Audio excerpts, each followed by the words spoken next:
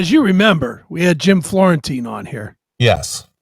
Telling us how great AC/DC was. Yeah, I saw some blowback this week where some fans, and again, I don't know what the percentage is, where some people were saying, it's time to hang it up, boys.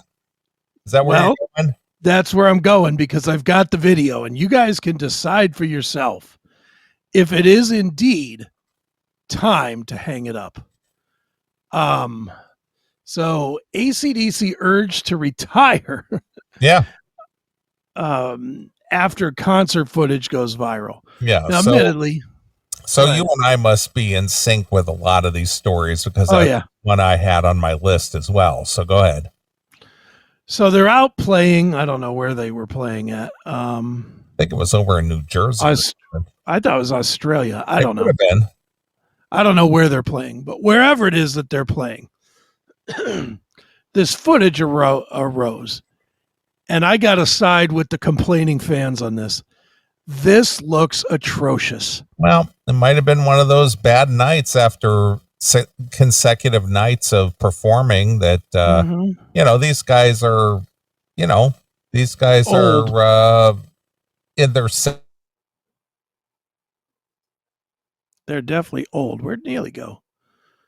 All right. What happened here?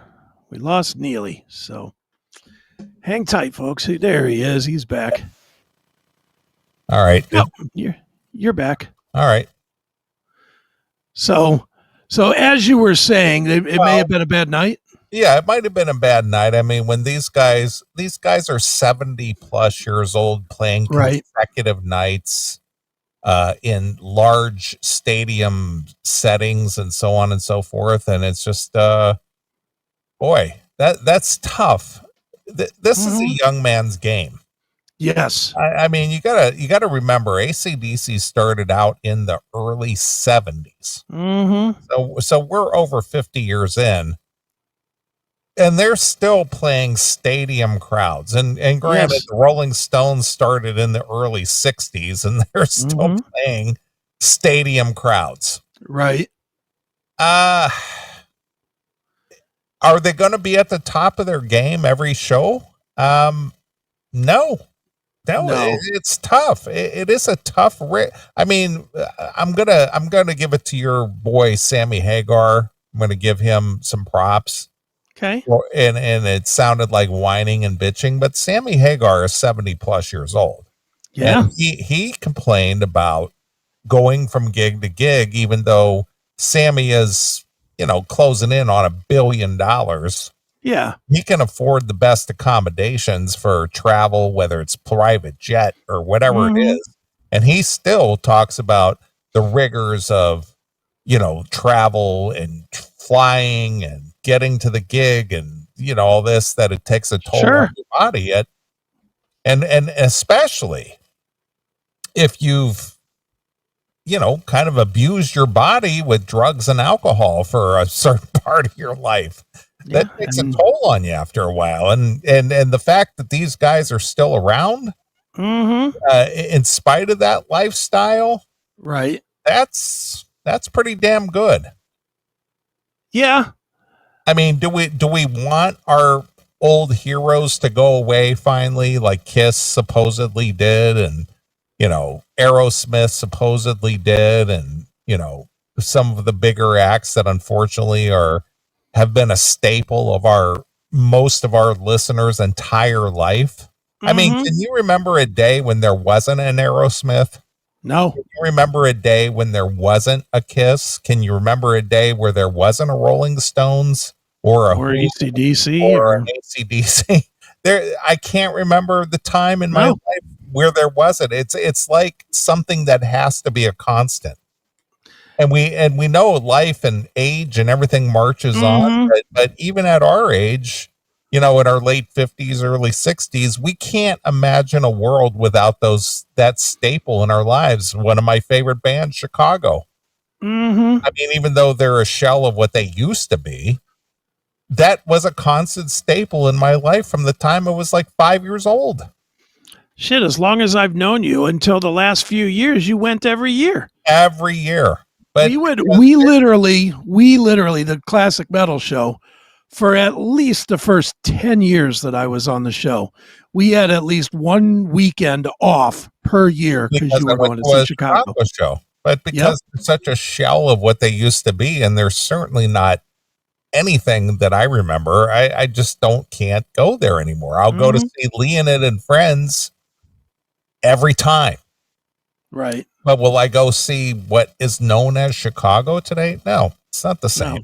It's not the same. Well, and see, you're saying more what I think than normal, because, and I have preached it and preached it and preached it. I don't want to see my heroes broken down.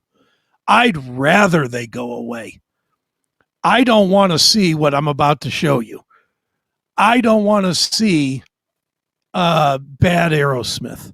I don't want to see bad Dokken. I don't want to see bad pick a band, Rat. I just don't want to see it. I want to remember. I saw every one of these bands that we're naming: Aerosmith, AC/DC, even the Rolling Stones, etc. I saw them all. Rolling Stones were a little past their prime, but because I saw them on Steel Wheels, I guess. Yeah, but they were still at the top. They're still good. Yeah, they were still at the top of their game. Yeah, and I saw AC/DC all the way back to Fly on the Wall Flick. When do you think Rolling Stones, quote unquote, peaked? When do you think their peak was?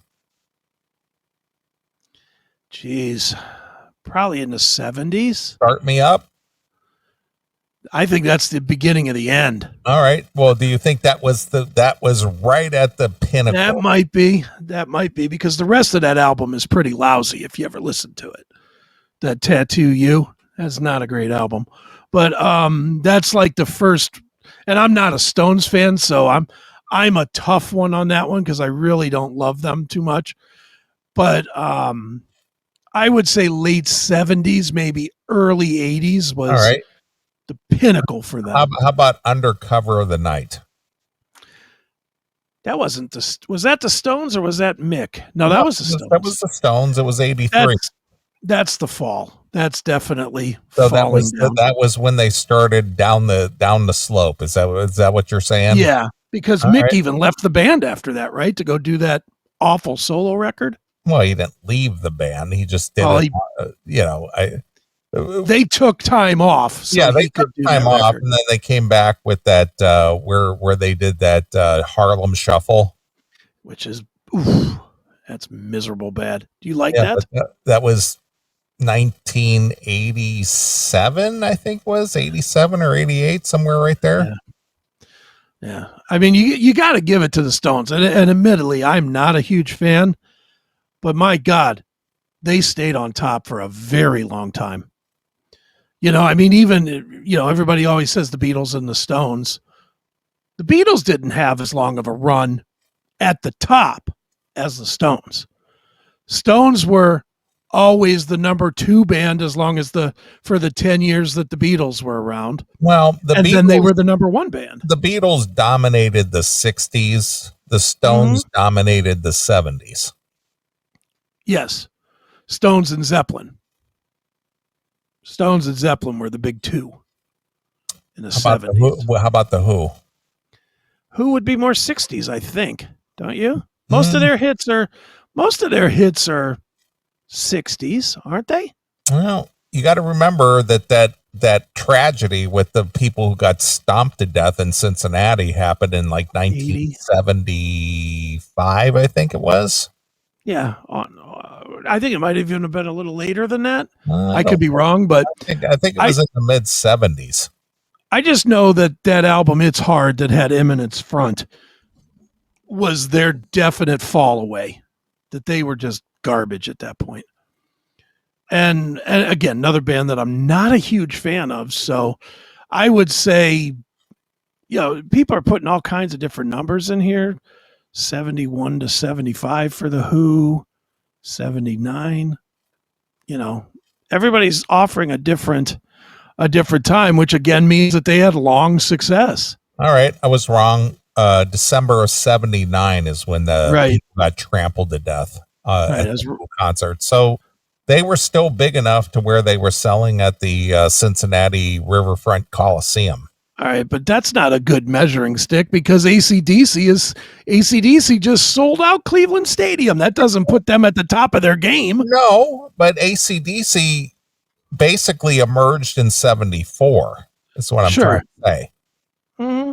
So you know, ACDC at that point was only 5 years old. Yeah. And ACDC's peak, I know people aren't going to like to hear this, Jackal. Back in Black, and For Those About to Rock, those records. And it wasn't a long peak, actually. I mean, they stayed popular, but they started falling right after that, and they had that one uptick again with the Razor's Edge, but then everything after the Razor's Edge is just forgettable. Ball Breaker and Power Up. Razor's Edge became popular when that style of music wasn't popular. Right. Mm-hmm. Well, I think that album got popular because they softened. They softened up just a little bit, and they had Thunderstruck. Obviously, that was a huge hit for them, and they were in movies. What was that movie that they Maximum Overdrive? Maximum Overdrive with Emilio Estevez. Yes, but didn't they do like the whole soundtrack for that or something? I believe so. Who Made Who? Yeah, Who Made Who? No, and come on, if you listen to Powerage and then you listen to Who Made Who, you're going to be plenty annoyed that it's you go to Powerage, but see, ACDC wasn't looking to be a hits band. But right. Once they did become popular, then they became movie soundtracks and things sure. like that. Mm-hmm. Yeah, I mean, their peak, I would say, would have been those 80 to 83. Because I don't know why, but most people did not like Flick of the Switch. No, after Fly on the Wall. Fly on the Wall, yeah, right. Fly on the Wall, people did not love. Flick didn't. I don't think Flick sold well. No, but man, I don't know anybody that doesn't love that record. That is such a good record. Rising Power, and there's just every song on that thing is just a kick-ass tune. So good. I don't know. It's hard to tell where their peaks were. Again, because we don't remember their early days. I don't remember AC/DC's early days. Do you? No. I mean, obviously the Bon Scott days launched them, but again, what put them over the top was Back in Black. Yeah. I mean, I know those songs, obviously, but I didn't know anything about AC/DC until Brian Johnson, until Back in Black took over mine, yours, and everybody else's radio for a year or two. Sure. But yeah, I don't know. It's fun to talk about it.